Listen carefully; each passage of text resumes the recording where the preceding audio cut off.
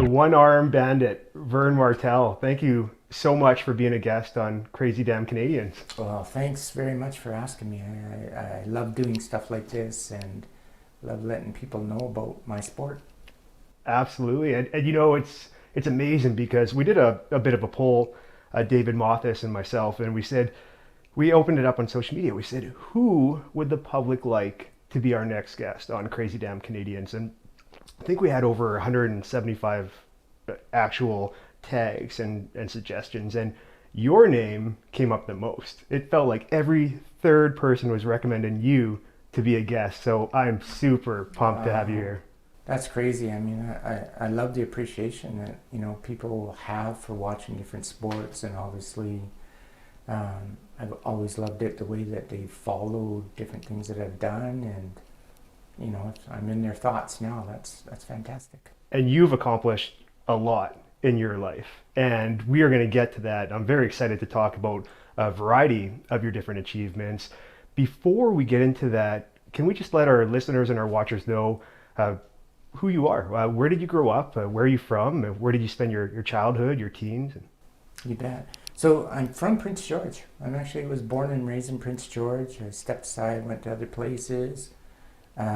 Always come back here. I love the people, the friendliness, um, and just so much about Prince George. Always, when I travel to different places, I'd want to come home.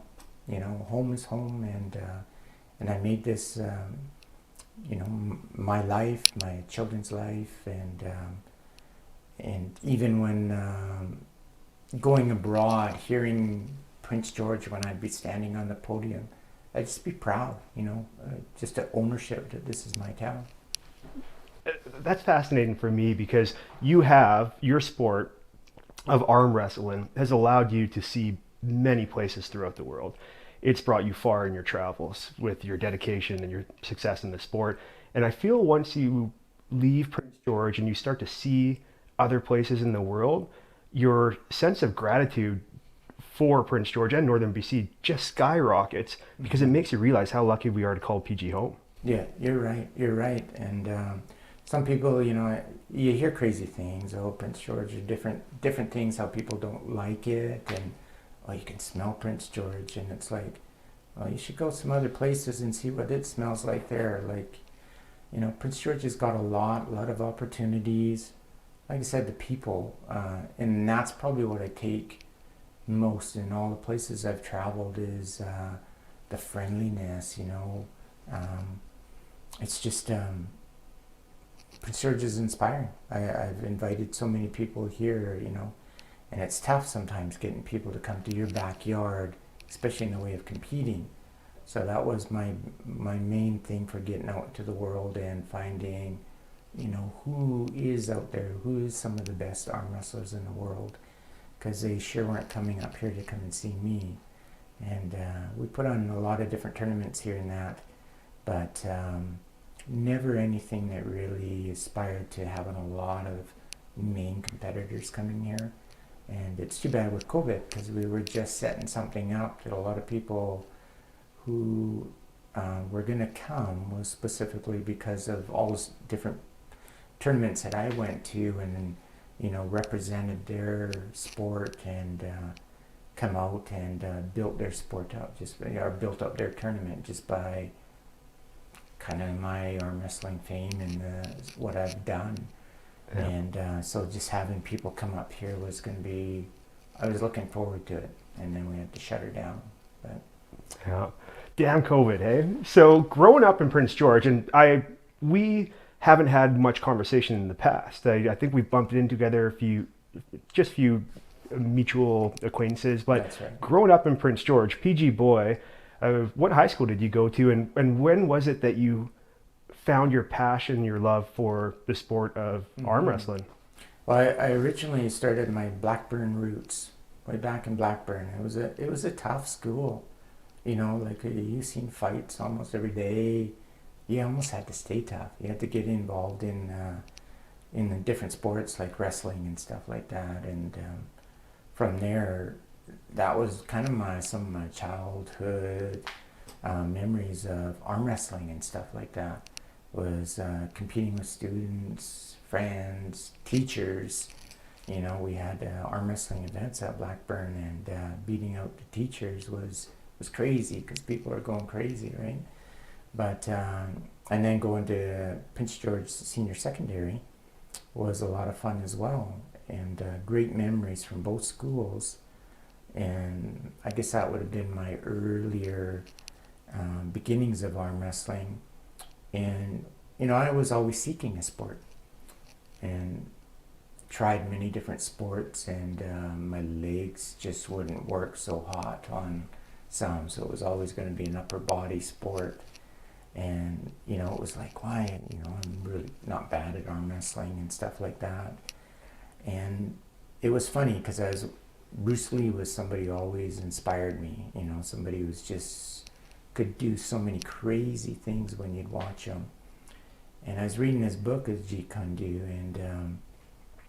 and then he brought this, if he wanted to do something, excel at any other sport, it was actually arm wrestling. He'd love to win a world title at it. He's got it in his book. Fun fact for Bruce Lee, Yeah. And then I was like, oh, that's wild. So I was like, you know, maybe I'll give it a shot. And sure enough, here in town, Shakey's was promoting a tournament in the Shakey's, good old Shakey's. Shakey's. I'm sure some people that are listening and watching this right now, just that probably sparked a lot of memories for them, just hearing the word Shakey's. Right? Oh yeah, I love Shakey's. I love the food and everything else. But yeah. And they're hosting a tournament or a competition? Yeah. Back then it was the News and CJCI and Shakey's got together and were promoting wrist wrestling. And I was like, oh, I got to try that. So many of my friends said, you got to go try that out. You're good. And I'm like, oh no, I'll lose, right? But sure enough, my first event, I went in and I was like 14 and a half. And sure enough, ended up in the finals with these guys who had won previously, and a 6-minute long match, and burnt the guy out who won the previous year. And then the other guy comes up to me and thanked me and said, thanks for burning him out so I could win. And so I worked on it, and the following year went back again. Sure enough, won.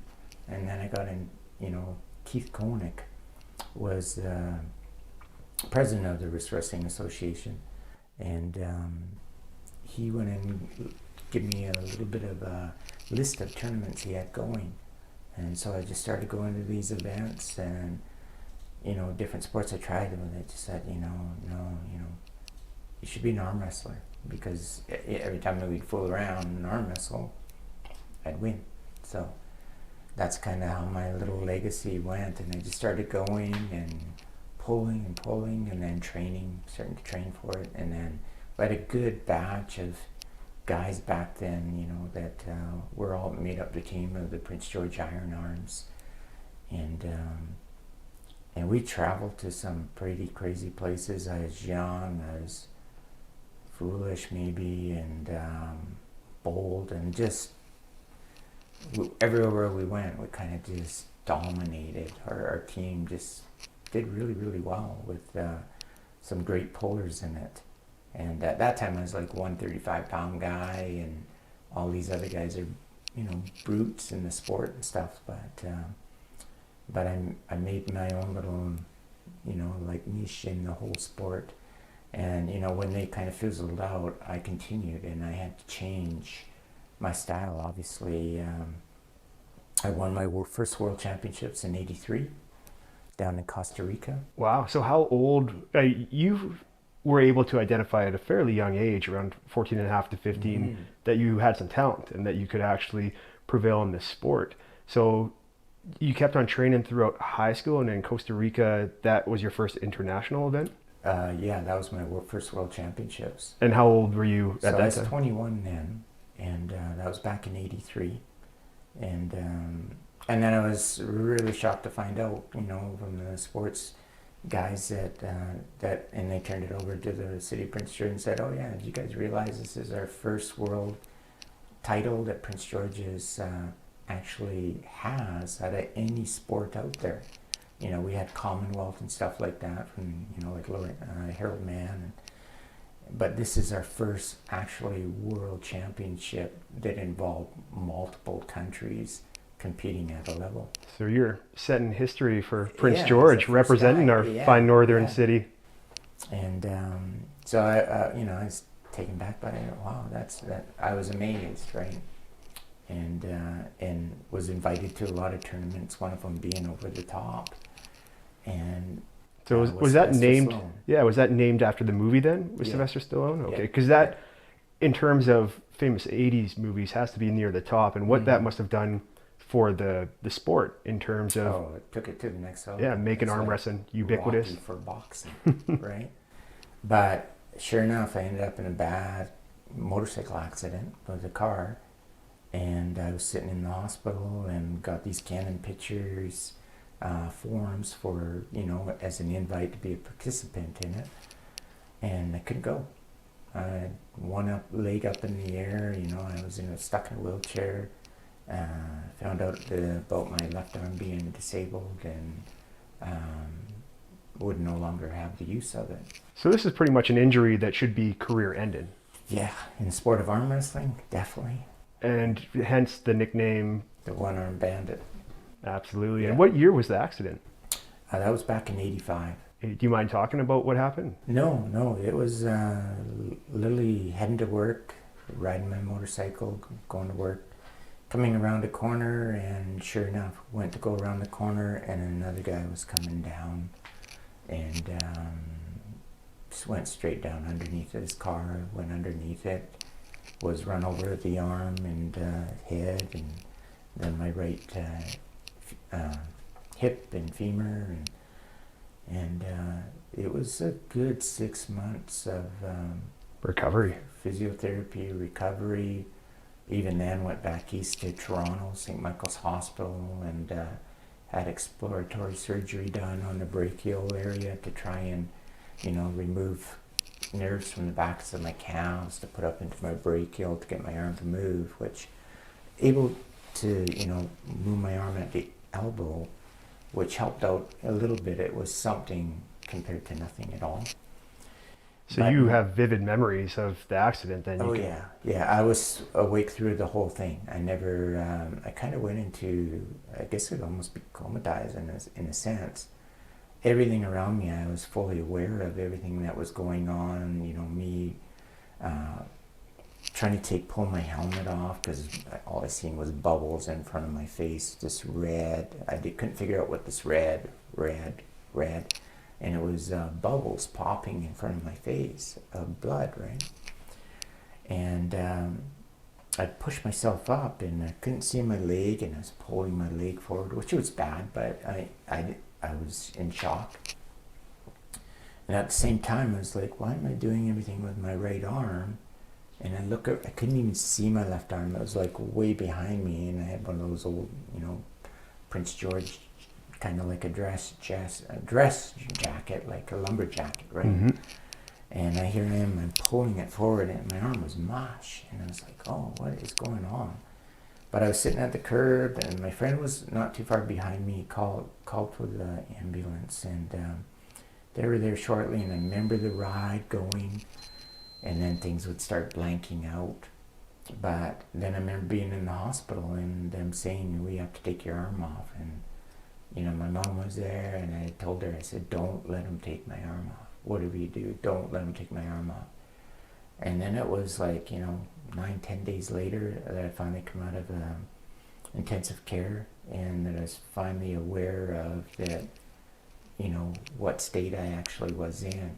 And the funniest thing was I couldn't actually see my arm because the casting was way up here, and I couldn't turn my chin to see. And of course I couldn't feel my arm or anything. I could see my leg up in the air, but there was a table, and they had that little poker thing that I was able to drag it across and turn up the mirror on that desk and identify that I still had something that was the shape of an arm. And it's like, okay, they didn't take my arm off. But then that's when I found out that I would never use my arm again. And that was crazy. As a dedicated athlete, and at that time, the sport of arm wrestling was your life. Yeah. I mean, that was your number one passion in life, and you must have been thinking during that time about the sport, correct? Yeah. And what kind of thoughts were going through your mind? At that time, I was like, how am I ever going to compete? You know, I just can't compete, and it was quite a disfigurement. You know, you're used to your self-image in a mirror. You can visually, even in your dreams, know exactly what you look like. To this day, when I have a dream, I'm still using two arms. It's the craziest things. Crazy, just crazy. But so my kind of self-image is really distorted. But yeah, during that time in the hospital, it was crazy, and then trying to figure out what I was going to do with life, right? Because I couldn't go. I was pursuing underwater welding, and could no longer do that. And it was like, what am I going to do with my life? You know, who's going to love me the way I am? I was just so blown away at a young age, you know, 25. Yeah. And it was like such an instant turnaround in my life that you're never ready for, right? Nobody plans for that kind of accident to happen, right? No. And at that time, you're 25 and you had one world title under your belt. Title, yeah. What happened next? Because you now have 13 world titles Crazy, in the sport of arm wrestling. So 12 titles came subsequent to that accident. How did you find the resilience deep down inside just to be able to overcome an accident like that and say, no, I'm not done. Mm-hmm. I'm not a quitter. I'm not done with this sport. I have more to prove. What happened next? Exactly. And I mean, everybody knows, like, Terry Fox, you know, like, and Rick Hansen and stuff like that, you know. Other people are disabled, you know, had issues overcoming great odds and stuff like that. And I was like, you know, could I do something like that? Could I actually prove to myself that I could be almost as normal as possible, right, in my sport? And took a couple of years to adjust at the table, and not, you know, and I did. I'd pull and I'd get flown down onto the ground, and, you know, couldn't learn my balance. People would beat and stuff like that would just thrashing my arm, and I was like, what's going on? Well, how can I do this? Maybe this isn't the right sport for me right now. And how long was it until you actually went back to the table after that? 2 years. 2 years? Yeah, it took 2 years for me to get the strength. Because I was dealing a lot with balance, even learning to walk and stuff like that, and getting strength back up. I was very physically depleted. And so then I started training and, you know, lifting. Okay, maybe I'll try arm wrestling. And a coach and a trainer, when I finally was working with them, Ian Leslie, and he spent a lot of time at the table with me trying to adjust and learn how to maybe cinch to a belt up, or pulleys, or something, straps hanging my arm on. And I can't actually physically bend my arm out like this, which makes you hang on to that peg. So Ian was very instrumental in helping with the strategy on how you're going to compete moving forward. Yeah, he definitely helped me in those early years to get to the level that I thought, okay, I'm going to try competing again. And, you know, and unfortunately Ian had to move, and so then I had to take it and it's okay. And I just start pulling guys out of the blue who I knew that could try and come back, and start working out with them, and developed a really good core of guys that, you know, one time built it right up to the 37 people involved in the team of coming out in arm wrestling. And so I had so many arms to pull on that made my arm very diversified in the way of different techniques and strengths and abilities. And then I started going to a lot of small tournaments, which then I had no issue with, to tournaments that are somewhat, you know, like Canadian Championships, and winning. And actually people are like, oh, you know, you'd walk into an event and that's the guy you got to beat, right? Well, then I was like, okay, well, maybe I should start venturing down to the States and checking out guys down there. And it was around this time that you received the nickname, the One Arm Bandit? Exactly, yeah. Come home, and people just started saying, you know, in it was weird because you'd say, "Oh man, that was crazy. That was the most craziest thing I've ever seen. How did you do it?" And I was like, "Well, I'm just pulling because it's starting to get natural for me." And I worked more at it. I used to work with one technique, and then all of a sudden I started developing my own power to use against somebody so that I could get some leverage on them, use some of my own power to develop a balance and control the match, actually control the match, take the match to them in the hand and control their hand, so I'd beat their hand before their arm. Wow, so there's a lot of technical strategy. Like a game of chess on the table. It's just the strategies are crazy, and the leverage is, it's kind of like putting, like a huge rock, and the further and further you have that leverage, what does it take to offset all that power? Yeah. And your competition, and I'm sure that you had some fierce competitors over the years, and especially subsequent to the accident. Would you research them and their style and kind of do your homework before a match? You know what, that's what's weird, because now, back then, there was no video. There was no video on anybody. You get mail, right? You get mail, and the early starts of those big old honking computers, you type into, and you'd have a little website where people would talk about arm wrestling, see some pictures, but there was no video to study. And I won a Canadian championship, and then I got invited to go over to Moscow. What year is this? Canada. Actually, I went there twice, but the first year was in '92. Okay. And sure enough, went over there, and I won, and there was this big guy that was a world champion,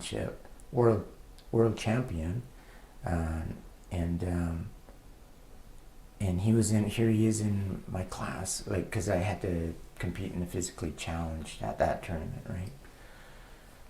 And because they were really trying to introduce physically challenged people into the sport of arm wrestling. Well, I was a prime candidate, right?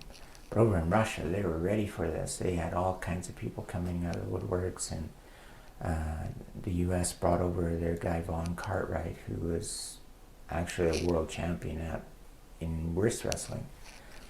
And so I was competing there, and competed in the stand-up and sit-down. And so I won my class, and I beat out Vaughn, and people just went crazy. The guy that was holding the camera, he's just yelling, and the camera goes way up to all the people, and then comes back down on the, But so it was unexpected then. Very unexpected. And I was, you have all those like, oh no moments, and then you have those yes. That was a perfect yes moment for me. It was just like my skin was tingling and hair standing on end, and it was just like just physically drained and emotionally drained, and because that was like 10 years from my accident, really, that finally here I am winning a major international tournament, and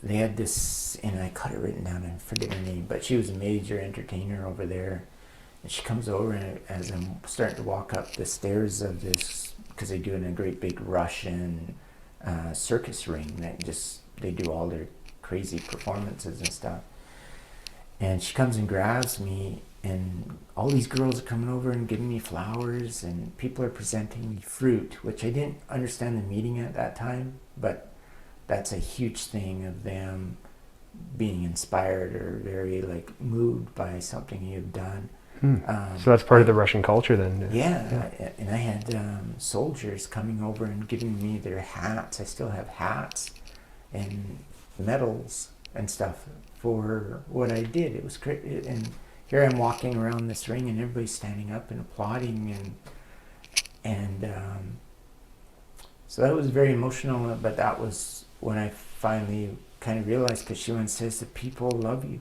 The people love you. Like they were just, I guess it was disbelieving, like really disbelieving. How could you do that, right? Well, it's the personification of resilience, right? Yeah, And I just think about what a surreal chapter of your life that was, where you're in Moscow just a couple years after the Cold War ended, Yeah. and here you are being surrounded with uh, people praising you for this major global competition that you Yeah. just won, Yeah. that most people would say is insurmountable, that would never have happened. But Yeah. you, against all odds, were able to go ahead with that accomplishment. Yeah. No, it was very unbelievable to me at that time, and I was so consumed with emotion and stuff like that. And then, like I said, then it was like, you know what? I think I can actually prove myself in this sport. And so then I kept continuing and went back to the wrist wrestling world championships and started winning world titles in wrist wrestling. And what people don't know is that like wrist wrestling is kind of amalgamated with arm wrestling. They were trying to pull the two sports together to make it an umbrella sport so that they could, obviously their goal was to reach the Olympics. And so then I started competing with both of them, and then started just winning, so many Canadian titles, and the world titles just started happening one after another, and the guys that I'd meet were just, to think that I was going to be in their class or even a formidable competitor to them when I stood up at the table. Many times I'd come up to the table and they'd hear about me, but then they'd kind of look at me and they'd go, look at my left arm not hanging onto the peg, and then my right arm up, and they'd be like, really? And I was like, I'd take that moment and go, you know what, I'm going to show you something. Use it as motivation, right? Exactly. Almost like they have a false sense of security coming in, Yeah. and you prove them wrong. Yeah. Right? And I met a lot of, I met the best, and became one of the best. Yeah, who was your fiercest competitor from all the Whew. years? It's a loaded question. There's been a lot of tough guys, but I'd probably say Kenny Hughes. He was a guy that my best friend, Dave Hicks, who is in his own right a legend in the sport, he'd lost to, and he's like, man, I can't get it. I don't get it. How can this guy be so strong and everything else? And I'm like, whew, well, if he's beating out Dave, because Dave and I were back and forth all the time. If he beat out Dave, he must be pretty darn good. And so I went down to Petaluma, California, and they had the World Wrist Wrestling Championships going on, and sure enough, Kenny Hughes showed up. There's a list of crazy amount of people that were there that had big titles and names and everything else. And then I'm like, oh, great, okay, here it goes. Well, second's not so bad. But then I started competing, and the first time I flashed him.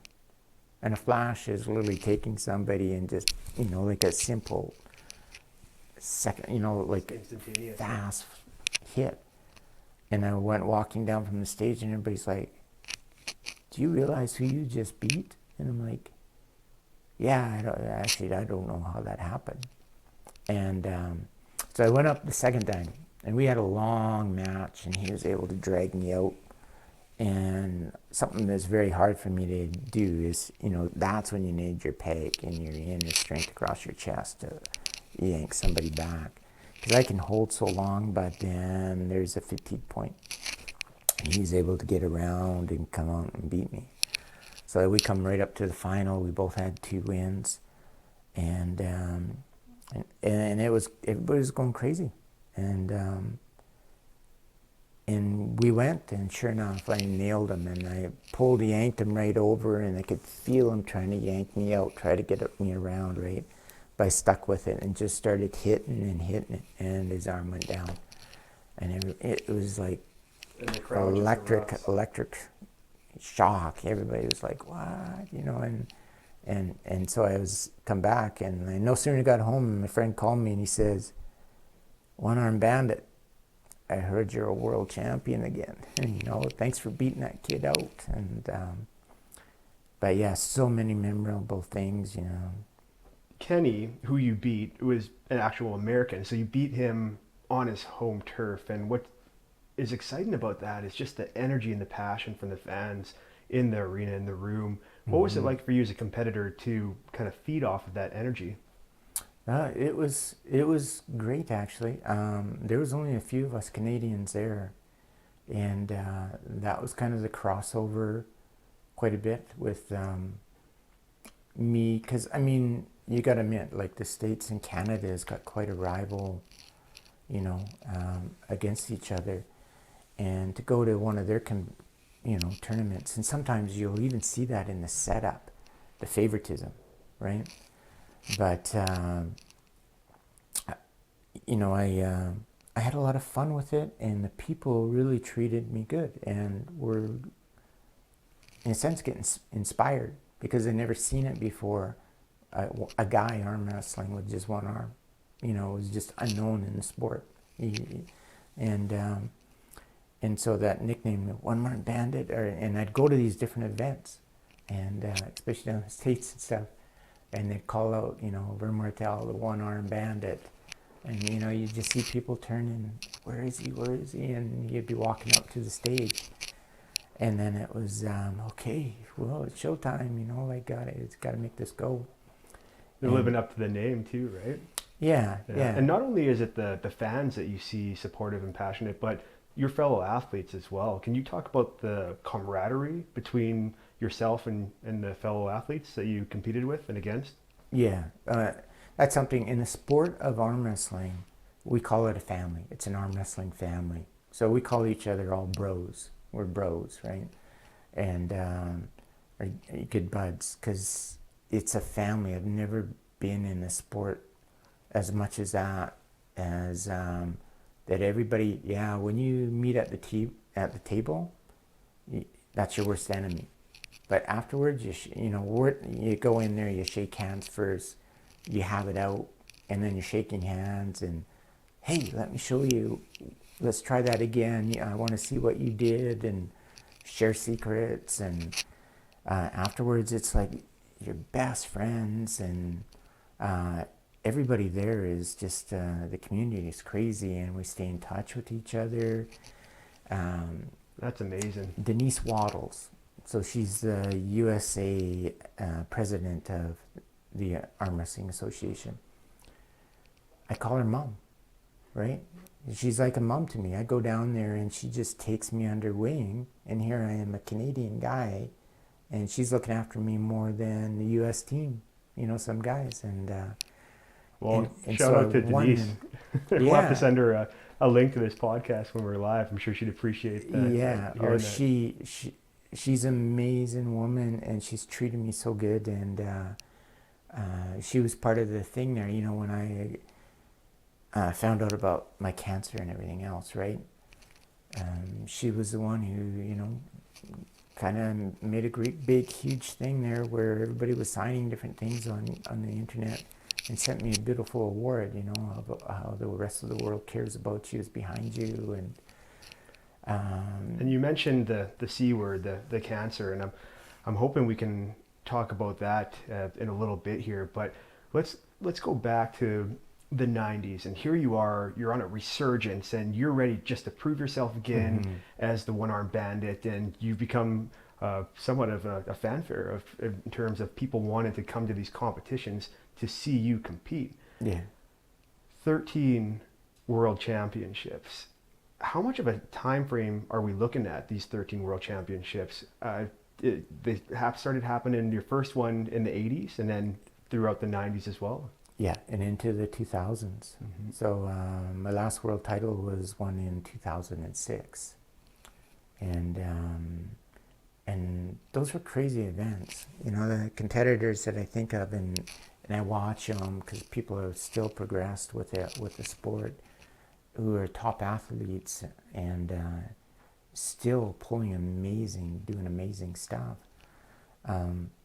But some of those tournaments back then are still looked at as being some of the best events in the sport, because of the amount of magnitude of people that come, but also the competitors that showed up, that were big names, and here they were out coming over and pulling, and And it was great to represent Canada. You know, many times I'd go down there, I'd be the only guy, right? Because scared to go Canadian. And face, scared to go and face those U.S. guys. And then there was number guys. You know, we started going to big events like the Arnold Classic. Yeah, right? Let's talk about that, because I saw this photo surface on Facebook recently with you and Arnold Schwarzenegger. And yeah. I just have to ask, what was it like meeting Arnold? That was crazy. That was something I never ever thought would happen. And going to the Arnolds, it was like, oh wow, I wonder if I'll see Arnold. I wonder if I'll see Arnold. But went to this tournament, and just amazing. I mean, some 100,000 people show up to this event in Columbus. In Columbus, Ohio. And it's every year, year after year, that's where it is. And so he started a lot of preliminary events before his big, wide, world-known bodybuilding championship. And arm wrestling is one of the first events to take the stage. And then it progresses into power, lifting and the women's fitness, men's fitness. But we take that stage, and everybody's watching. It's a huge audience of all fit people, right? And here you're going up there. When I go there, I don't see a lot of physically challenged people go there. These are top people in their sport who are very able-bodied and there to show their best, right? And so even going there was kind of like a difference. I made a difference there that it was noted, and even the guy out on the stage drags me out, and do you realize what this guy just did? He won the Arnold Classic, and he's beating able-bodied people with just his physical ability, taking his physical ability and using it against able-bodied people with all their strength. It was just, he's shocked by it. And sure enough, there was Arnold, and he was presenting awards and stuff like that. And then we got to meet him backstage, and he was signing our shirts and stuff like that. And then another hero of mine, Sylvester Stallone, Sly, he shows up. Mr. Over the Top himself. Mr. Over the Top, who all my friends got to see him in the movie Over the Top while it was filming, in Vegas. And I was so upset I never got to see Sylvester Stallone. Sure enough, Sly is there. So, I had them. I got them to sign both my left and right shoulder. It was Sly Stallone and Arnold Schwarzenegger, right? And we got talking, how arm wrestling was one of the toughest sports I ever trained for, and here I see, watching you down on the stage, because they're both sitting up above, you pulling with one arm, and I'm just like, how is this guy doing it? How?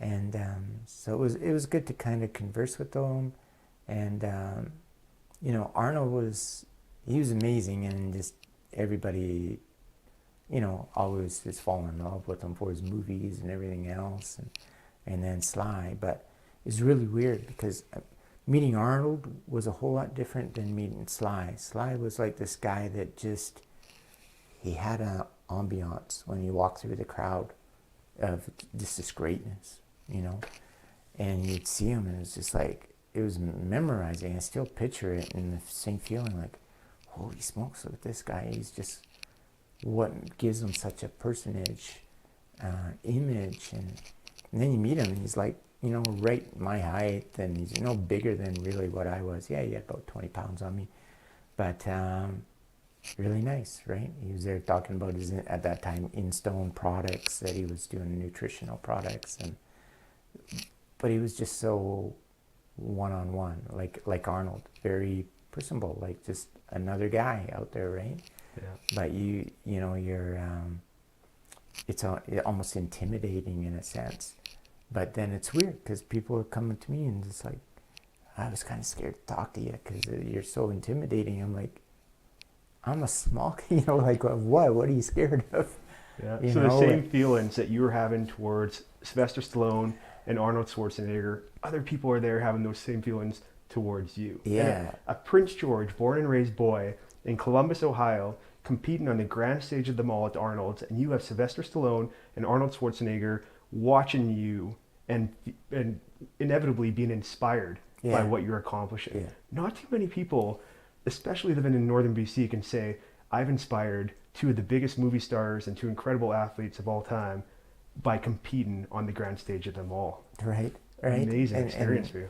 I never even thought about it like that, but it was just like, it's true that you watch it and they say it, and it's like, what?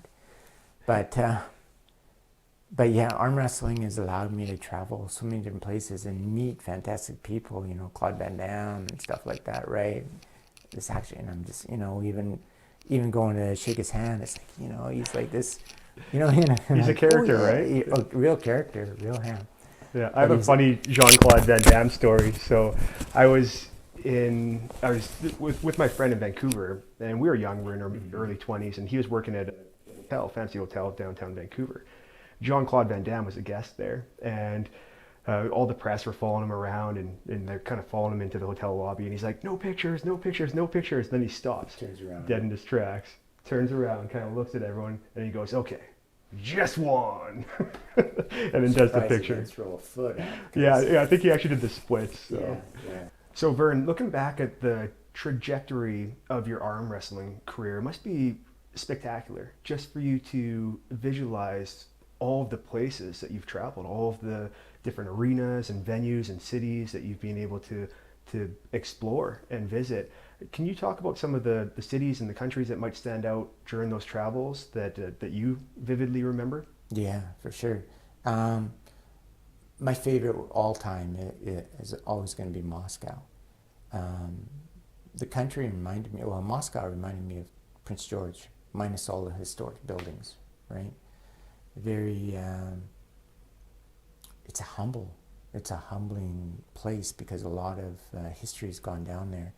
You got to see some crazy places, you know, where you see castles and Red Square, and go to Ivan the Terrible's castle and hear all the stories, stand beside the huge cannon, and realize that was something that was never ever fired, but there to scare people.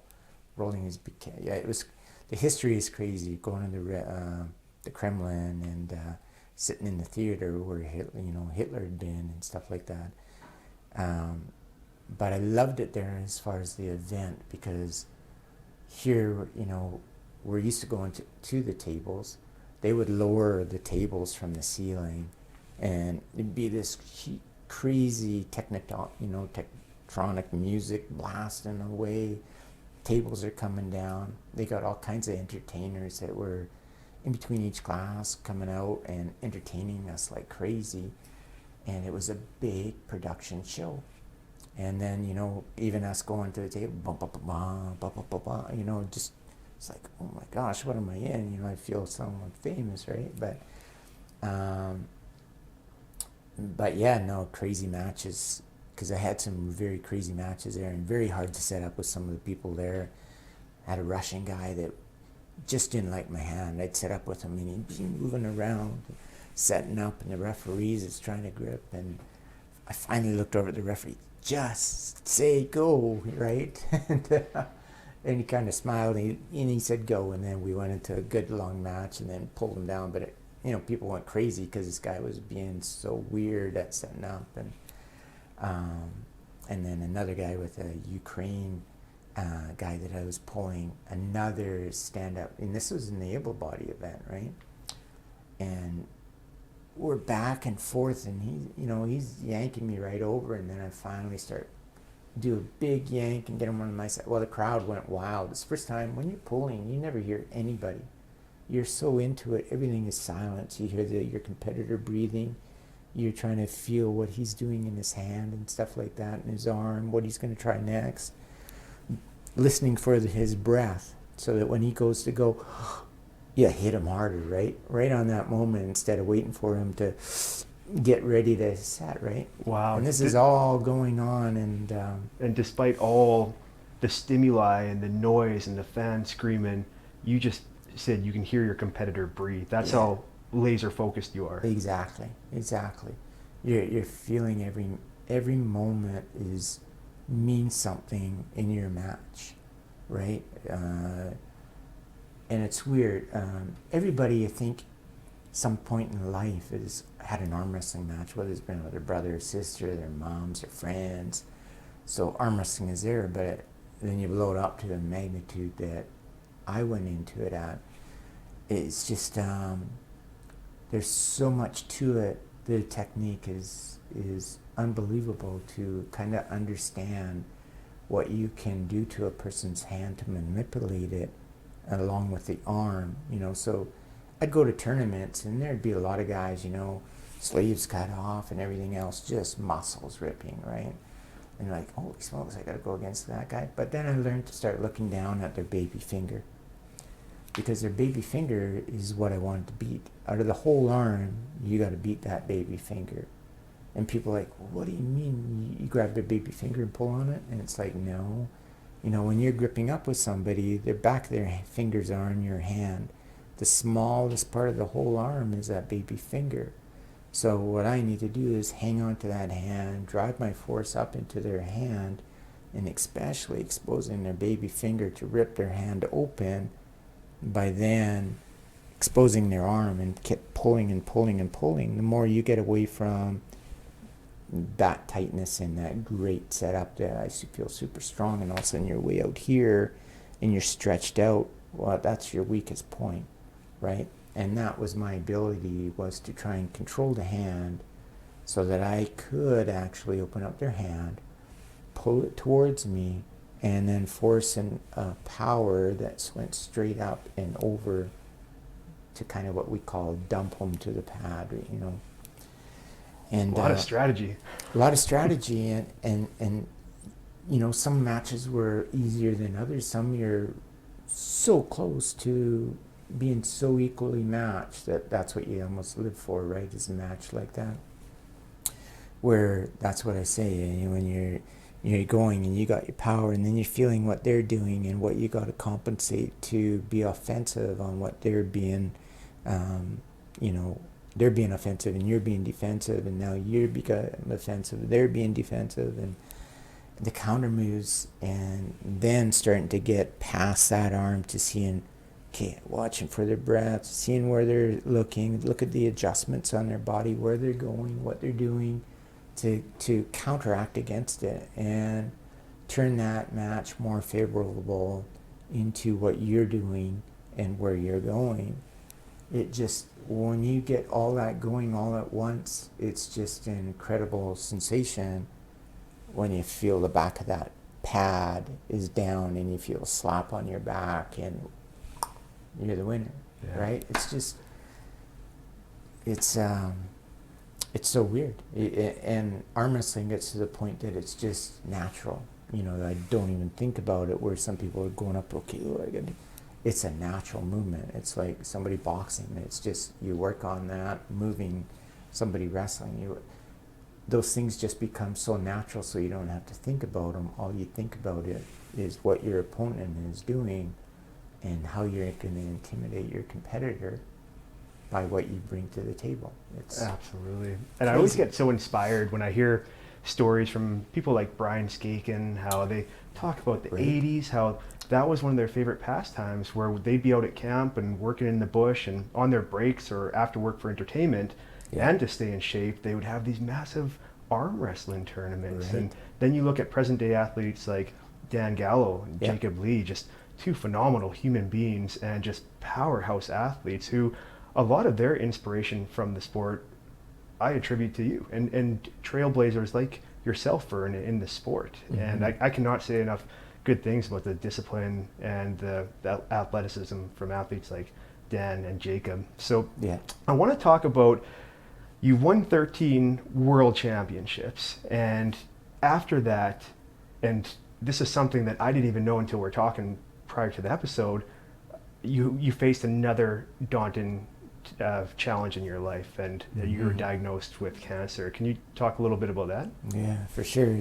That was another obstacle I wasn't quite ready for, and that was cancer, stage 4, metastasized malignant melanoma, and it had gotten into my immune system and into my lymph nodes, and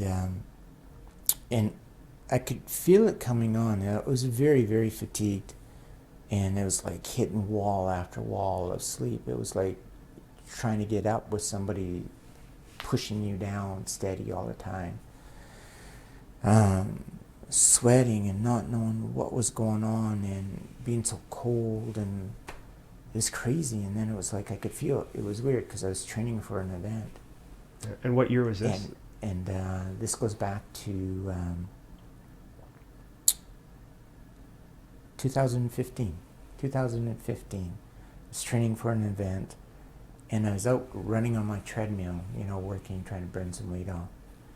And I was showering, and I felt the bump in my leg, and I was like, and I had surgery on this leg, obviously, to remove a vein and everything else, and nerves. It was a lot of damage to this leg. But I felt this bump, and I thought, oh man, did I blow a vein or something? Was it a blood polyp type thing or what it was? So I went in and, we felt it. We did different things and tested, and then finally went in for the big test, CT scan and stuff like that, CAT scan. And then it was the news, like, it was like this Hodgkin's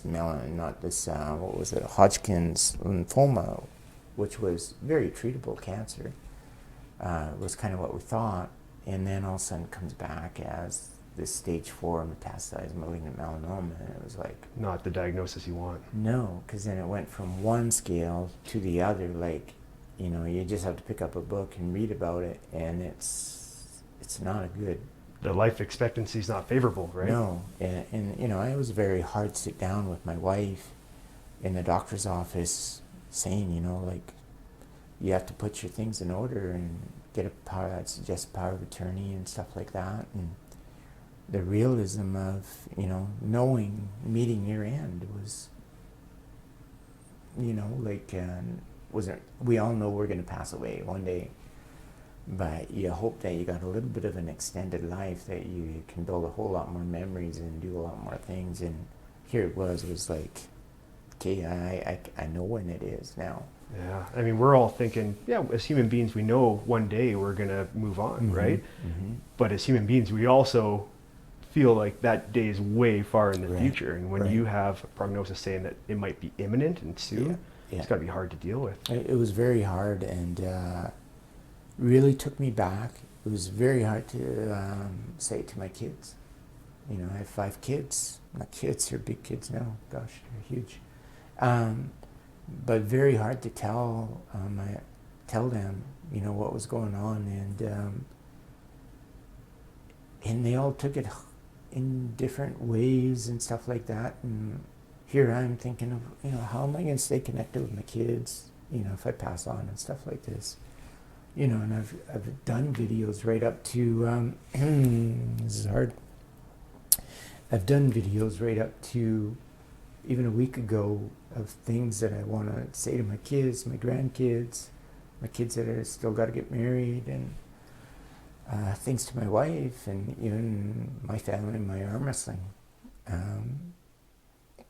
Just, my best wishes in life for my kids, and telling them stories and stuff. I have videos that one day, they can watch.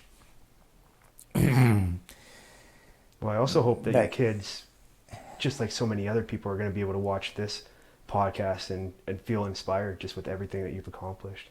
Yeah. No, and my kids have been, it's so weird. My kids have always been around arm wrestling, so they've never really given it any thought type thing, right? And then kids would come to them and say, your dad's that world champion, and your dad's really a world champion, and oh yeah, and I love putting on events at schools and stuff like that, and having a whole PGSS had the whole cafeteria full of kids, showing them the sport, and everybody just going crazy. And I did a lot with BC brain injury and stuff like that, going around talking to different schools and stuff. Or when I was in the cancer clinic in Vancouver for almost a year, going up the road and going to the Kids Miracle Center and talking to them, and just seeing the smiles on their faces. Like, here, there's young kids facing what I am in my life right now, and they haven't even had a life, and they're facing the same type of thing. It was just, it's kind of takes you back, you know, like, wow, you know. It does. And that's what I look at mine as, like, the things I did, you know. When I heard that, it was like, whew, you know, I'm lucky because I can plan a lot of things. I can do these videos for my kids. I can do a lot of other things. I can share moments. I can have special one-on-one talks with my kids that, you know, I know what it's like to have an accident and almost lose my life, that things could happen tomorrow that you wish that you'd never get a chance to say. I was able to do that. I've been able to do my top 10 things in life that I want to do, my bucket list. I've done it. And now I'm able to do so much more. How many people, when they hit that point that they never had that chance to do that, say things that they should have said, done things that they should have done, you know? So And I think I consider myself a very lucky guy, you know, in life, in sports, in my family life. I got a beautiful woman that loves me and gave me 5 beautiful kids and supported me in this crazy event where I take off many times, leave her stranded with 5 kids and be like, oh man, I better win because I better show it was worth it, right? extra motivation, right? Yeah. And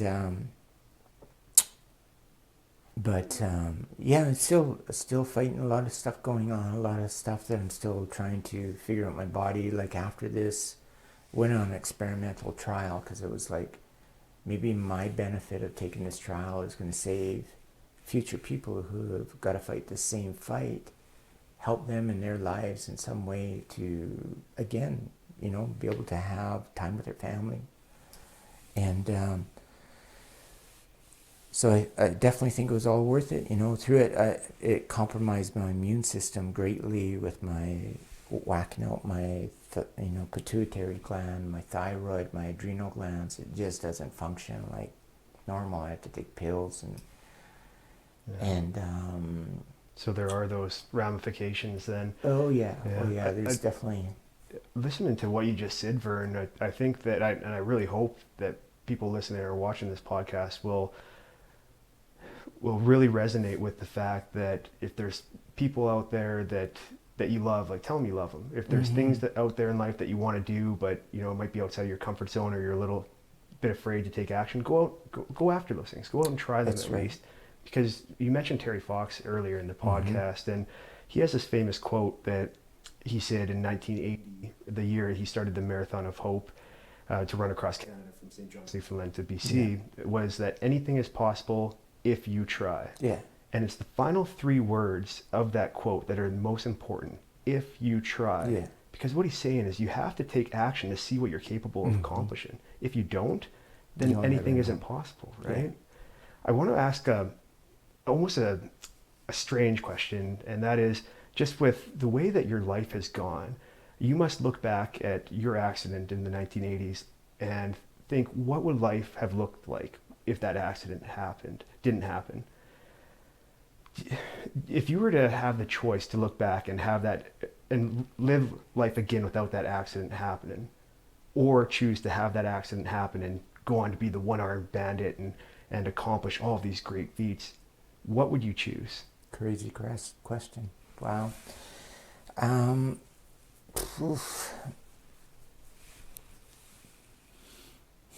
You know what? Through my accident, I have done some incredible things, and possibly some things that wouldn't have made me the person I am today, and been acknowledged for what I've done. And there's a lot of people who, both arms, incredible arm wrestlers and everything else, that don't get the acknowledgement that I did, because I did it with one arm, you know. And I met a beautiful woman that I never thought would ever love me. I never thought nobody would love me, and she took me on. I gave her trials, and you know, it's hard having a physical disadvantage on some things, because I always think that whenever I go to do something, I got to do a song and dance first. And what I mean by that is, I can be doing something like tying my shoe, right? Trying to tie your shoe with one arm is very difficult, right? And it's always little things that kind of like, man, why does something have to be so hard just to get to what I want to do? And so I'm used to these song and dances, and then I'm also always looking forward to the yeses, right? To doing something more, even in my work, right? I work at Michael's, and I'm the manager there. Well, the first year after my coming back from cancer, I won the store manager of the year for Canada, but then I also won it for the entire company, and got a standing ovation down in Dallas, Texas, from all my peers as far as being the top manager for achieving all the goals and what we had to do and leading my team to be the number one store. And that was crazy, you know, and I'm like, how is that possible to do so well in my work, do so well in my sport, and then feel like I'm an amazing dad, right? And I do feel I'm pretty good. And is there a better accomplishment than that, right? And it's like, okay, what more do you do in life, right? But now it's like, you know, I love my grandkids, and you know, I still get out and I still want to go to sport. I still want to compete. Is that crazy? No, that never exits your body or your mindset. After coming to the cancer clinic, 1 year, you know, like going into the cancer clinic at that time, I was called by Arm Nation, the TV series. They were doing a documentary. Yeah, we have the picture right here. And they wanted me as a future character, right? Because of all the things that I've done. I was the most, you know, honored, so, you know, person in arm wrestling in Canada. And I said, I'm sorry, guys, I'm going into cancer. I don't even know if I'm going to get out of this place. But then I got out of it, and I give them a call. Is there still room? Is there still a spot? Yeah. And they come over, Prince George. They filmed some nice places in Prince George with me and showed the guys working out with me. And then it was like, do you think you'd ever go to the Canadian Championships? And I said, you know what? That's been pondering my mind like crazy, you know, to be able to put my arm on the table again, not to win or lose, just to be able to put my arm on the table would be amazing after all this. And they're like, okay, well, do you mind if we follow you and, you know, go to the Canadian Championships or BCs and get smoked, right? Just crunched. Then I go to the Canadian Championships, and here I am, these guys who had beat me in that, here they're getting pulled out and getting knocked out, and I keep going on and on and on. And, you know, I win my physically challenged class, but here I'm in the able body and I'm taking it. And I have a crazy match that everybody is just yelling and like, I'm way down and I'm able to finally pull it out. And it's something that somebody's got to see, watch the series and see me come back. And the place was just roaring. And it was another incredible moment that I never thought would ever happen. Right? I just went there to put my arm on the table to say I put my arm as like 50% of my strength. And here I am still doing things that people never thought possible. Oh, that's absolutely inspiring to hear, you know, Vern. And we are reaching the end of our podcast. I feel like we could go on for a couple of hours. We got 40 years to talk about. Yeah. No, I'm kidding. But you are just a true inspiration to myself and so many other people that are watching and listening to this podcast. And you should be proud of everything that you've achieved. And I feel like Prince George, as a community, should be incredibly proud too, just to have a world-class athlete like yourself that's being able to achieve things on a global scale and always have in the back of his mind is Prince George. This is who I'm representing. So just in closing, I wanted to just let you know that I talked to John Brink, and the Brink Group of Companies has an Athlete of the Month program that they've ran for several years now, where every month they sponsor an athlete who's just done remarkable things in their sport and their discipline. Yeah. So after talking to John, I'm happy to let you know that he wants to provide you with $500 and Wow. Nominated as the Athlete of the Month for April 2021. Wow, that's So, very honored, very honored. I got a chance to talk to John, and he brought up so many stories. We flew to Vancouver and talked to him there. It was crazy. Perfect. And I've seen what he's done for people, helping them out in their sport. And I think it's an amazing thing, I had Gordie Howe help me out, go to Russia, right? And now to see John Brink do this is like, hats off to him. And what a fabulous thing. And I'm very honored, very honored. Awesome. Vern, thank you so much. It's been an honor. Thank you very much for having me here.